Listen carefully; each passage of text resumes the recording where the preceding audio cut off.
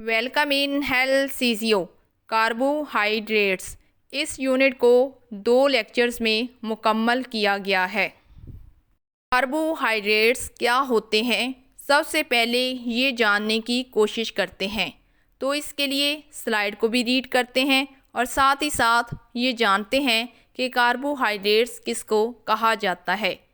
The definition of the carbohydrates is given as.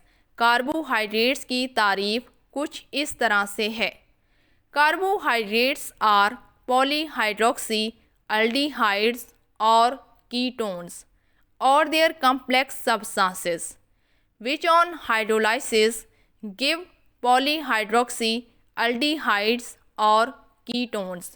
Carbohydrates या तो polyhydroxy aldehydes हो सकते हैं या फिर ये पॉलीहाइड्रोक्सी कीटोन्स हो सकते हैं, या फिर ये भी हो सकता है कि कार्बोहाइड्रेट्स पॉलीहाइड्रोक्सी एल्डिहाइड्स और कीटोन्स का मरकब हों।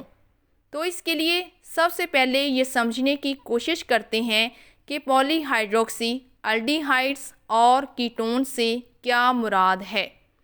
पॉलीहाइड्रोक्सी 2 अल्फाज का मरकब है।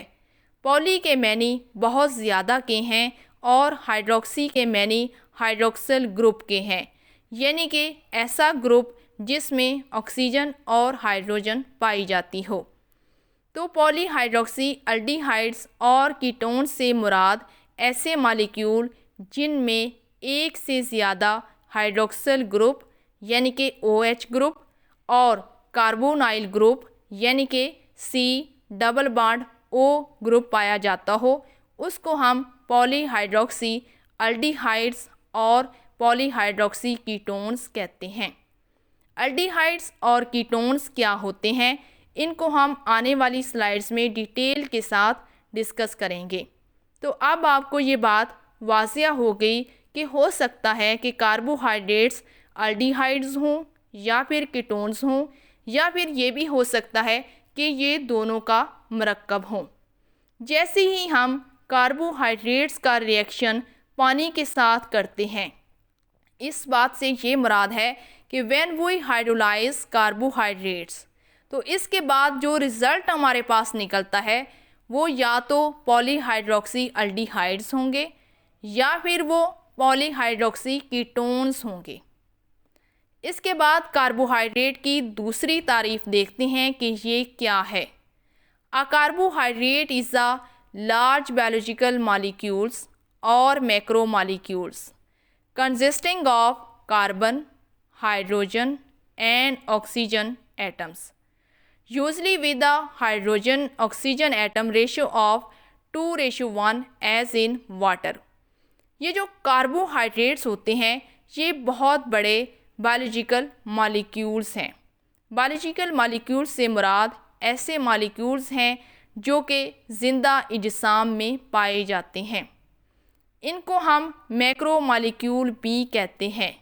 मैक्रो मॉलिक्यूल 2 अल्फाज का मरकब है। मैक्रो के मैनी बहुत बड़े के हैं और मॉलिक्यूल से मुराद मॉलिक्यूल यानी कि कार्बोहाइड्रेट है। तो अब हमें ये बात वाज़िया हो गई कि कार्बोहाइड्रेट्स ज़िंदा इजसाम में पाए जाने वाले बहुत बड़े मॉलिक्यूल्स होते हैं, जिनमें कार्बन, हाइड्रोजन और ऑक्सीजन के एटम्स ज़रूरी तौर पर पाए जाते हैं। इनमें हाइड्रोजन और ऑक्सीजन की जो फ़ीसद है, रेशो है, वो 2:1 है, यानी कि हाइड्रोजन 2 अदद और ऑक्सीजन 1% पाई जाती है, जैसा कि पानी के अंदर होता है। पहले नंबर पर है the carbohydrates are the organic compounds. Carbohydrates जो हैं ये नामयाती मरकबात होते हैं। क्यों हमने इनको ऑर्गेनिक कंपाउंड्स कहा? क्योंकि इनके अंदर कार्बन, हाइड्रोजन और ऑक्सीजन के एटम्स पाए जाते हैं, इसीलिए इनको हम ऑर्गेनिक कंपाउंड्स कहते हैं। दूसरे नंबर पर है they are made up of carbon, hydrogen and oxygen. Carbohydrates 3 चीज़ों से मिलकर बने हुए होते हैं, जिनमें शामिल हैं पहले नंबर पर कार्बन, दूसरे नंबर पर हाइड्रोजन और तीसरे नंबर पर ऑक्सीजन। इसके बाद तीसरे नंबर पर लिखा है the literally meaning of carbohydrates are the hydrated carbons. अगर हम आम तौर पर बात करें तो कार्बोहाइड्रेट्स के मैनी हैं हाइड्रेटेड कार्बन। अब हाइड्रेटेड कार्बन से क्या मुराद है कि पानी और कार्बन के मरकब को हम हाइड्रेटेड कार्बन कहते हैं। चौथे नंबर पर लिखा है कार्बोहाइड्रेट्स आल्सो कॉल्ड शुगर। आप कार्बोहाइड्रेट्स को आम ज़बान में चीनी भी कह सकते हैं। पाँचवें नंबर पर है कार्बोहाइड्रेट्स आर अल्डिहाइड्स और कीटोन कंपाउंड्स विद मल्टीपल 2 और मोर हाइड्रोक्सिल ग्रुप्स। कार्बोहाइड्रेट्स या तो अल्डिहाइड्स हो सकते हैं या फिर ये कीटोन का मरकब हो सकते हैं। हो सकता है ये भी कि ये बहुत सारे हाइड्रोक्सिल ग्रुप के साथ भी जुड़े हुए हों, जिनको हम आने वाली स्लाइड्स के अंदर डिटेल के साथ डिस्कस करेंगे। अब आपके लिए ये जानना ज़रूरी है कि हाइड्रोलाइसिस से क्या मुराद है। हाइड्रोलाइसिस कहा जाता है breakdown of water molecule in any compound. किसी भी मरकब के अंदर जब हम पानी के साथ उसका रिएक्शन करते हैं तो इस तोड़ फोड़ के अमल को हम हाइड्रोलाइसिस कहते हैं। General formula of the carbohydrates.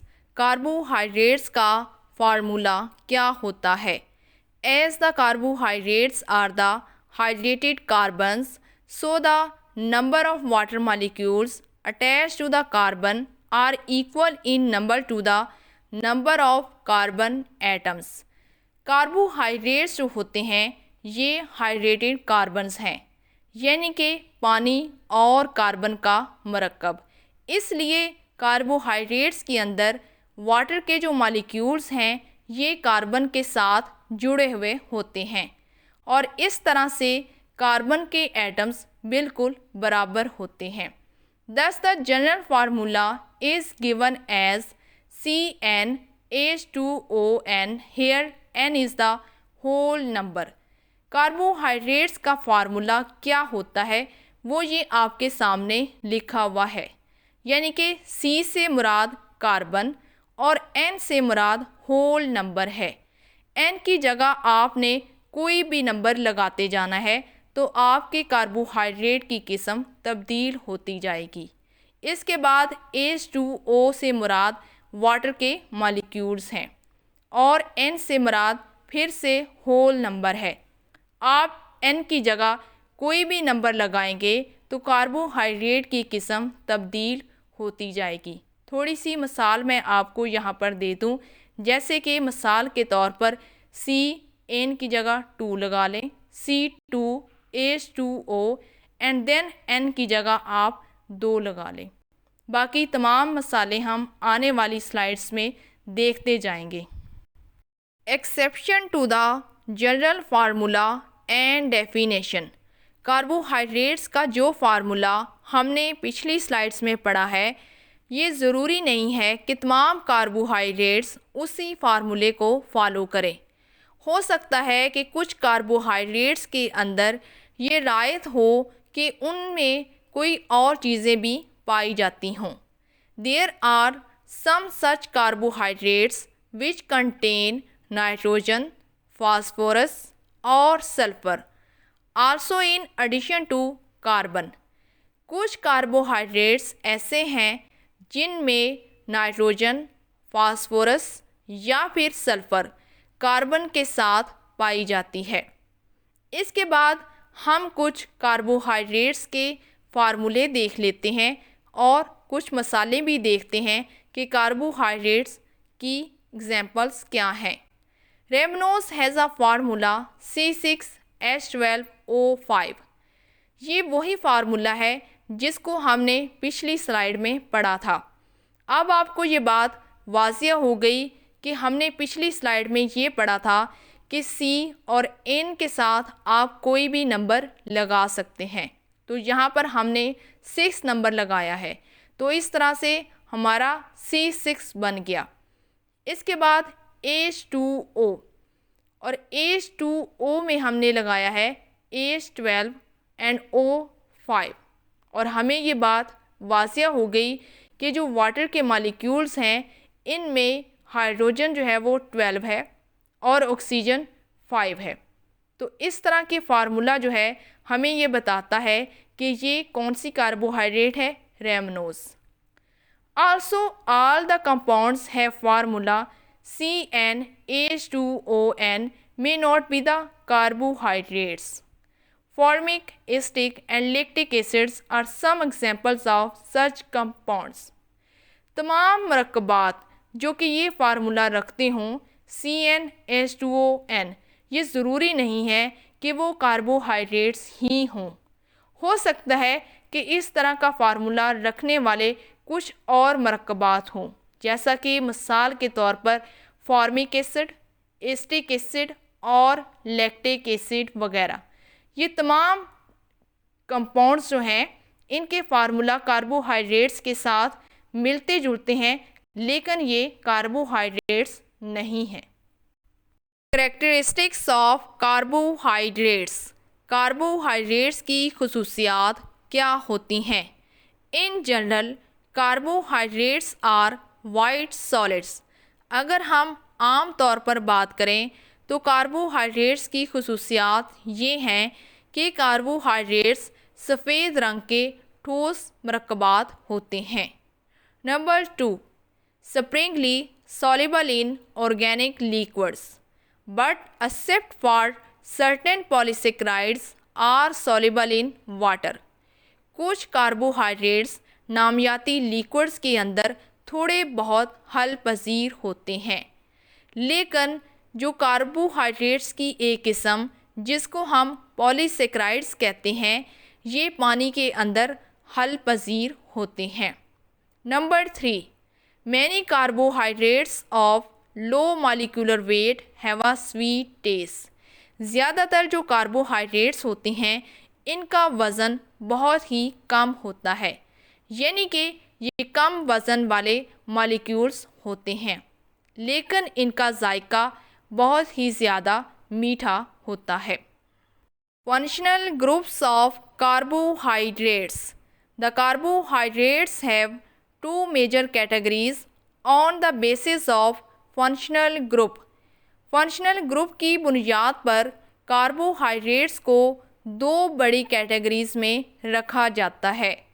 To functional groups include number 1 aldehyde group and number 2 is ketone group. Functional groups.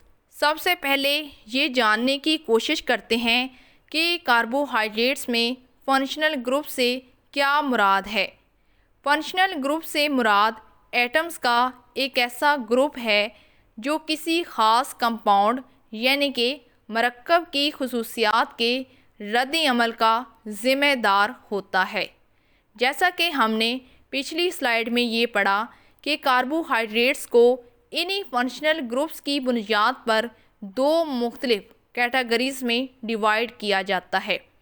तो सबसे पहले डिस्कस करते हैं नंबर 1 पर एल्डिहाइड ग्रुप को। एल्डिहाइड ग्रुप से क्या मुराद है? ऐसे कंपाउंड्स जिनमें मौजूद कार्बन एटम और ऑक्सीजन एटम इन दोनों में डबल बॉन्ड पाया जाता हो और साथ में हाइड्रोजन जुड़ी हो, इसको हम एल्डिहाइड ग्रुप कहते हैं। यानी कि CHO, it is on the first carbon and the carbohydrates with aldehyde group is called aldoses, mean aldose sugar। यानी कि एल्डिहाइड ग्रुप से ये मुराद है कि ऐसा ग्रुप जिसमें पहले नंबर पर कार्बन जो कि ऑक्सीजन के साथ एक तरफ से जुड़ी हो और दूसरी तरफ से हाइड्रोजन के साथ, जैसा कि आपको नीचे फार्मूले में नज़र आ रहा है कि कार्बन बिल्कुल दरमियान में है, उसके साथ डबल बॉन्ड बनाता हुआ ऑक्सीजन है और एक तरफ H लगा हुआ है, यानी कि CHO का ग्रुप। इसके साथ अगर आप गौर से देखें तो आपको एक इतराफ़ में R लिखा हुआ नज़र आ रहा है। अब ये जो R है ये असल में फंक्शनल ग्रुप है। अब अगर आप आर की जगह पे कोई और चीज़ लगा देते हैं, जैसे कि मिसाल के तौर पर आप आर की जगह पे एच लगा दें, CH3 लगा दें, या फिर आप कोई और मालिक्यूल लगा दें, तो आपका ये स्ट्रक्चर बिल्कुल तब्दील हो जाएगा। तो इस तरह से कार्बोहाइड्रेट की एक किस्म बन जाएगी। अब चलते हैं दूसरे ग्रुप की तरफ, जो कि है कीटोन ग्रुप। अब यहाँ पर कीटोन ग्रुप से क्या मुराद है? ये भी नामियाती मरकबात ही होते हैं।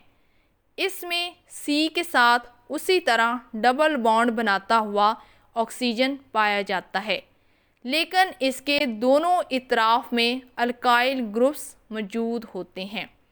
जैसा कि आप नीचे स्ट्रक्चर में देख सकते हैं कि इसके दोनों इतराफ में R मौजूद है, यानी कि आप इन R को बासानी चेंज करके कोई और साख्त बना सकते हैं। Ketone group is the second carbon. The sugars with ketonic groups are called ketoses. Keto sugar, कोई भी कार्बोहाइड्रेट जो इस फार्मूले को फॉलो करेगी तो उसको आप कीटो शुगर बासानी कह सकते हैं। Sources of carbohydrates. कार्बोहाइड्रेट्स के ज़राए क्या हैं? Carbohydrates are the natural compounds and their basic sources plants. Carbohydrates कुदरती तौर पर पाए जाने वाले मरकबात होते हैं और ये पौधों से अखज़ किए जाते हैं। The chief source of carbohydrate is the cereals. Carbohydrates का जो मेन ज़रिया है वो है चने और दालें वगैरह। Starch is the abundant in the cereals. Starch जो कि कार्बोहाइड्रेट की एक किस्म है, ये सबसे ज़्यादा सीरियल्स में पाया जाता है। The other source of carbohydrate is. Carbohydrates के और कौन से ज़राए हैं वो देख लेते हैं। पहले नंबर पर है वेजिटेबल्स, यानी कि सब्जियों में। फॉर एग्ज़ाम्पल पोटैटो, जिसको उर्दू ज़बान में आलू कहा जाता है, कैरेट यानी कि गाजर, और बीट्स वगैरह। इन सब चीज़ों में सबसे ज़्यादा कार्बोहाइड्रेट्स पाया जाता है। बीट्स कहते हैं उर्दू ज़बान में चुकंदर को। दूसरे नंबर पर है लेग्यूम्स। लेग्यूम से मुराद ऐसी चीज़ें जो कि दालों जैसी हों या फिर चनों से मुशाबियत रखती हों, या फिर दाल वगैरह भी हो सकती है। इसमें शामिल हैं पीनट, जिसको उर्दू ज़बान में मूंगफली कहा जाता है, और लेंटिसल। लेंटिसल से मुराद ये है कि तने वाली फल या सब्ज़ी वगैरह। तीसरे नंबर पर है फ्रूट्स। ऐसे कौन से फल हैं जिनमें कार्बोहाइड्रेट्स पाया जाता है? Both sweet and non sweet fruits provide carbohydrates. दोनों तरह के फल, जो कि मीठे हों या फिर वो मीठे ना हों, उन सब के अंदर कार्बोहाइड्रेट्स लाजमी से मौजूद होता है। Occurrence of carbohydrates. Carbohydrates are the second most occurring substance in nature after water. कुदरत में सबसे ज़्यादा पानी पाया जाता है, और इसके बाद जो चीज़ दूसरे नंबर पर पाई जाती है वो है carbohydrate.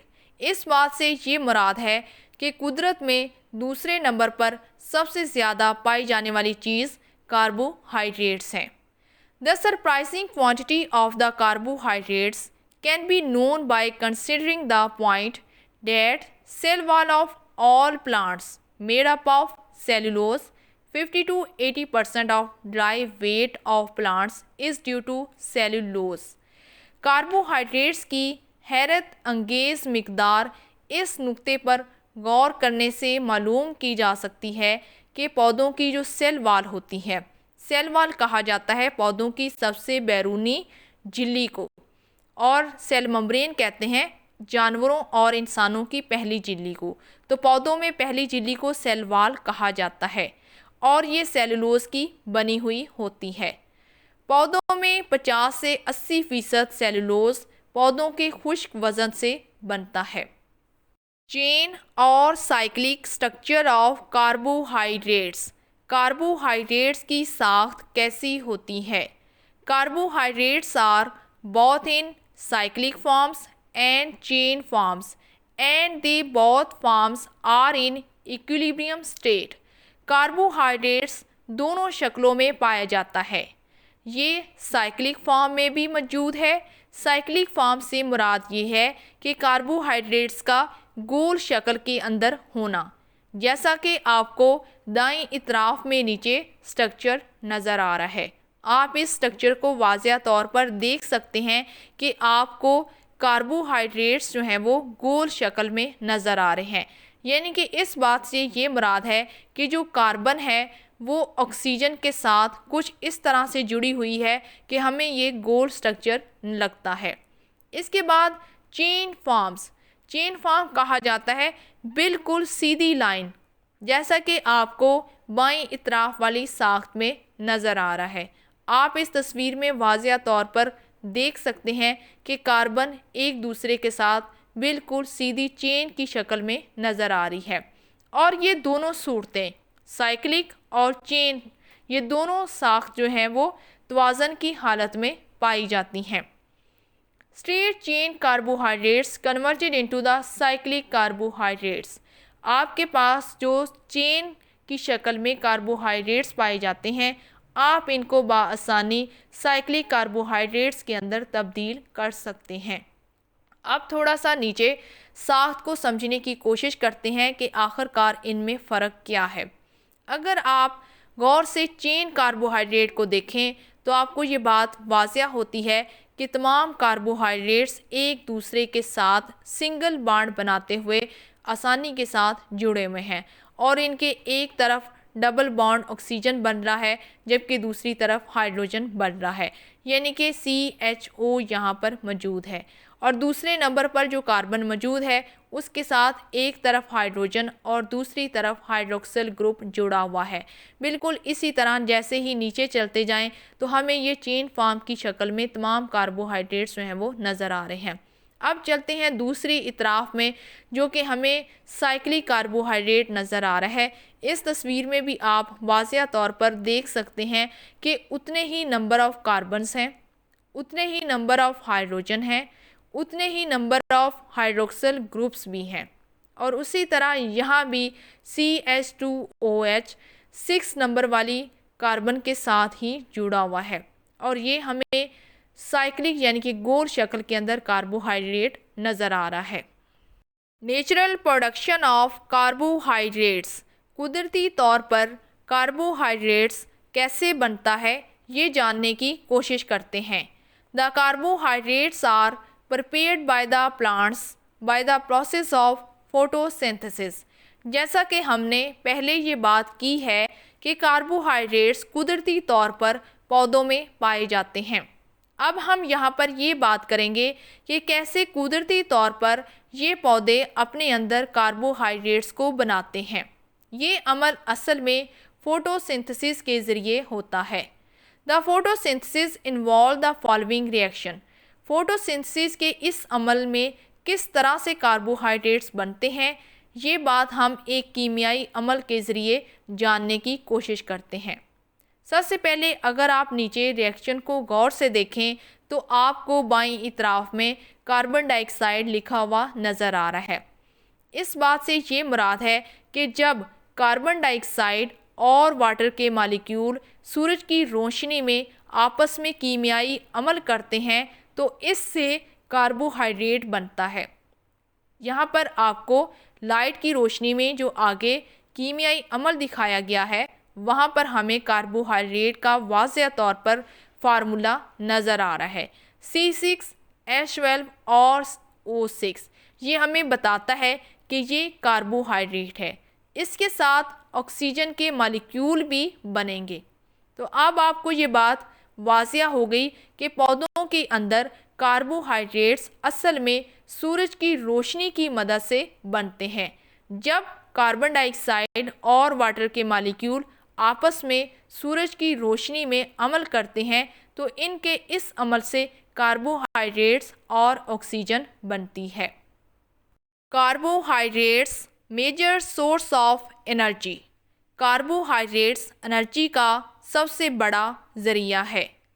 Carbohydrates are the macronutrients as 55% of our daily calories come from carbohydrates. Carbohydrates को मैक्रोन्यूट्रिएंट्स कहते हैं।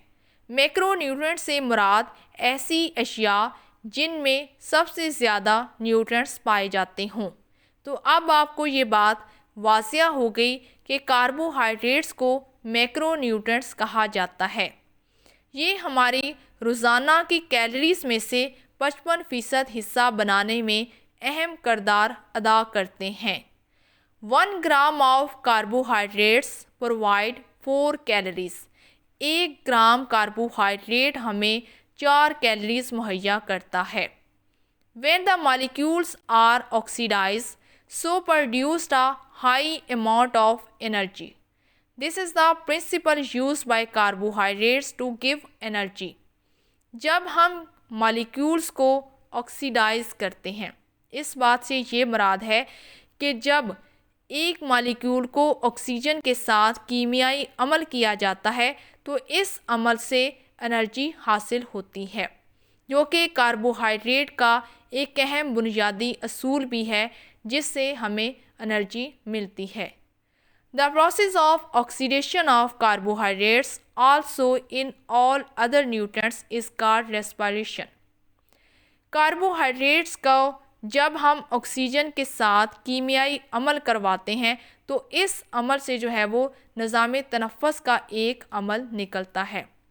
The reaction involve in respiration, निज़ाम तनफ़्फ़ुस का रिएक्शन ये किस तरह से होता है, ये कीमियाई अमल किस तरह से होता है, इसको हम नीचे एक रिएक्शन की मदद से समझने की कोशिश करते हैं। सबसे पहले अगर आप गौर से देखें तो आपको बाईं इतराफ़ में ग्लूकोज का फार्मूला लिखा हुआ नज़र आ रहा है, जो कि है C6H12O6। जब ये ग्लूकोज ऑक्सीजन के साथ ऑक्सीडाइज होता है, यानी कि ग्लूकोज और ऑक्सीजन जब आपस में कीमियाई अमल करते हैं तो इनके अमल से कार्बन डाइऑक्साइड पैदा होती है, वाटर के मॉलिक्यूल पैदा होते हैं और साथ में ATP यानी कि एनर्जी भी हासिल होती है। तो अब आपको ये बात वाज़िया हो गई कि ग्लूकोज जो कि कार्बोहाइड्रेट की एक किस्म है, जो कि हमें ये बताती है कि कार्बोहाइड्रेट एनर्जी का सबसे बड़ा ज़रिया है। How carbohydrates supply energy, carbohydrate से किस तरह से एनर्जी हासिल होती है ये जानने के लिए स्लाइड को रीड करते हैं। लेकिन इससे पहले मैं आपको ये बता दूं कि कार्बोहाइड्रेट्स को हम मुख्तलिफ़ इक़साम में रखते हैं। पहले नंबर पर है मोनोसेक्राइड्स। इससे ये मुराद है कि शुगर का एक मॉलिक्यूल। और दूसरे नंबर पर है डाइसेक्राइड्स। इससे मुराद ये है कि शुगर के 2 मॉलिक्यूल। और तीसरे नंबर पर है पॉलीसेक्राइड्स। इससे मुराद ये है कि शुगर के 3 या 3 से ज़ायद मॉलिक्यूल्स का मौजूद होना। अब हम स्लाइड को रीड करते हैं और जानने की कोशिश करते हैं कि हम किस तरह से कार्बोहाइड्रेट से एनर्जी हासिल करते हैं। The simple sugars are absorbed directly by the small intestine into blood stream. Carbohydrates सादा शुगर की शक्ल में छोटी आंत के ज़रिए खून में बाआसानी जज़ब हो जाता है। सिंपल शुगर से मुराद मोनोसेक्राइड्स हैं, यानी कि एक शुगर का मॉलिक्यूल रखने वाला कार्बोहाइड्रेट्स। यानी कि अगर एक मॉलिक्यूल होगा शुगर का तो वो बाआसानी छोटी आंत से खून के अंदर शामिल हो जाएगा।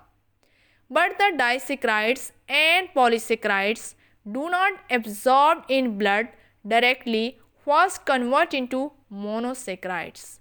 This bond breaking also provides energy. लेकिन अगर कार्बोहाइड्रेट्स की दूसरी किस्म जिसको डाइसेक्राइड्स कहा जाता है, यानी कि शुगर के 2 मॉलिक्यूल, और पॉलीसेक्राइड्स जो कि कार्बोहाइड्रेट की तीसरी किस्म है, जिससे मुराद ये है कि कार्बोहाइड्रेट के 3 से ज़ायद मॉलिक्यूल्स, ये दोनों इकसाम खून के अंदर डायरेक्टली जज़ब नहीं हो सकती। इन दोनों को पहले मोनोसेक्राइड में तब्दील होना होगा, यानी कि ये खुद को पहले सिंपल शुगर में तब्दील करेंगे तो तभी ये खून के अंदर शामिल हो सकेंगी। इनके इस रिएक्शन से, यानी कि जब डाइसेक्राइड मोनोसेक्राइड्स में तब्दील होती हैं या फिर जब पॉलीसेक्राइड्स मोनोसेक्राइड्स में तब्दील होती हैं, तो इनके इस टूटने फूटने के अमल से जो है वो एनर्जी भी हासिल होती है। Then the monosaccharides are absorbed by blood, और इस तरह से मोनोसेक्राइड्स जिनको सिंपल शुगर्स कहा जाता है, ये बासानी खून के अंदर जज़ब हो जाती हैं। Glucose stored in muscles and liver in the form of glycogen. Glucose जो है ये इज़लात में और जिगर में जो है वो इकट्ठा होता है, यानी कि वहाँ पर जाके ये स्टोर हो जाता है। ग्लूकोज इज़लात में और जिगर में किस शक्ल में स्टोर होता है? ये कार्बोहाइड्रेट की एक किस्म जिसको ग्लाइकोजन कहा जाता है, इस सूरत में ये इज़लात और जिगर के अंदर जाकर स्टोर हो जाता है। Functions of carbohydrates in animal body. Carbohydrates इंसान और जानवरों के अंदर क्या काम सरअंजाम देता है, ये जानने के लिए स्लाइड को रीड करते हैं, लेकिन हम यहाँ पर सिर्फ बात करेंगे ह्यूमन बॉडी की। The carbohydrates form the following major rule in the living body. जिंदा इंसान में कार्बोहाइड्रेट्स बहुत ही अहम किरदार अदा करता है। Number 1, carbohydrates are mainly utilized by the body for fulfilling the major part of the energy needs. Carbohydrates इंसानी जिस्म को सबसे ज़्यादा एनर्जी मुहैया करने वाला सोर्स है, और यही वो चीज़ है जिससे सबसे ज़्यादा एनर्जी हासिल होती है। Number 2, the main functions of carbohydrates is to supply energy for the body process. A greater part of the energy in the diet, more than 50 to 80% is supplied by the carbohydrates। Carbohydrates का सबसे अहम काम इंसानी जिस्म को energy मुहैया करनी है, और ये खुराक का सबसे ज़्यादा एनर्जी वाला सोर्स भी होता है। हम अपनी खुराक से तकरीबन 50 से 80% एनर्जी इसी कार्बोहाइड्रेट से हासिल करते हैं। Number 3, construction of body organs. इंसानी जिस्म में पाए जाने वाले तमाम अज़ा कार्बोहाइड्रेट्स ही बनाता है, यानी कि अगर कोई अज़ा उसमें कोई कमी बेशी आ जाती है, यानी कि दोबारा बनने का अमल अगर उसमें होता है, तो कार्बोहाइड्रेट्स तमाम इंसानी अज़ा को दोबारा फिर से बनाने में अहम किरदार अदा करता है। Number 4, assist in bodies absorption of calcium. इंसानी जिस्म में कैल्शियम को जज़ब करने में भी कार्बोहाइड्रेट्स अपना अहम किरदार अदा करता है। Number 5, help means lowering cholesterol level. इंसानी जिस्म में कोलेस्ट्रोल के लेवल को कम रखने और मतवाज़न रखने में भी कार्बोहाइड्रेट्स अहम किरदार अदा करते हैं। Number 6, provides nutrients to the friendly bacteria in digestive tract that helps in digestion. इंसानी जिस्म में बैक्टीरिया पाया जाता है, इस बैक्टीरिया को हम फ्रेंडली बैक्टीरिया कहते हैं। अब ये कार्बोहाइड्रेट्स इस बैक्टीरिया को न्यूट्रिशन प्रोवाइड करते हैं ताकि ये इंसानी जिस्म में जो आंतड़ियाँ पाई जाती हैं उनके अंदर बाआसानी जो है वो हाजमे का अमल कर सके। इंसानी आंतड़ियों के अंदर एक ख़ास किस्म का बैक्टीरिया पाया जाता है जिसको हम फ्रेंडली बैक्टीरिया कहते हैं। ये कार्बोहाइड्रेट्स उस बैक्टीरिया को एनर्जी मुहैया करते हैं ताकि जो खुराक है वो बासानी हज़म हो सके। Number 7, balance water and mineral balance. ये जो कार्बोहाइड्रेट्स होते हैं ये पानी और मादनियात का तवाज़न बरकरार रखने में अहम किरदार अदा करते हैं। Sweetness in carbohydrates. कार्बोहाइड्रेट्स में मिठास का होना। carbohydrates that has lower molecular mass are sweet in taste. As the complexity and molar mass increases, the sweetness decreases. ऐसे कार्बोहाइड्रेट्स जिनका मॉलिक्यूलर मैस कम होता है उनका जायका भी बहुत ज़्यादा मीठा होता है, और ऐसे कार्बोहाइड्रेट्स जिनका मॉलिक्यूलर मैस ज़्यादा होता है इनमें मिठास कम होती है. In fruits the sweetness vary from time to time. Sweetness increases as fruits ripen. For example, banana and apple. Because during ripening, the starch converted to simple sugar. अगर हम फलों की बात करें तो फलों में वक़्त के साथ साथ उनकी मिठास भी बढ़ती जाती है. इस बात से ये मुराद है कि कच्चे फलों के अंदर मिठास नहीं होती, लेकिन जैसे ही फल पकते जाते हैं तो उनमें मिठास भी बढ़ती जाती है. जैसा कि मिसाल के तौर पर बनाना यानी कि केले में एंड एप्पल और सेब में होता है, क्योंकि जैसे ही फल पकते जाते हैं तो उनमें मौजूद कार्बोहाइड्रेट्स की किस्म जिसको स्टार्च कहा जाता है वो सादा शुगर के अंदर तब्दील हो जाता है, जिस वजह से पके हुए फलों में शुगर यानी कि मिठास ज़्यादा होती है. यहाँ पर हमारा कार्बोहाइड्रेट्स का पहला पार्ट मुकम्मल हो गया है. आने वाले लेक्चर के अंदर हम मज़ीद कार्बोहाइड्रेट के बारे में जानने की कोशिश करेंगे. उम्मीद है आपको ये लेक्चर अच्छा लगा होगा. अगर आपको वीडियो अच्छी लगी है तो चैनल को लाजमी से सब्सक्राइब किया करें, वीडियो को लाइक किया करें.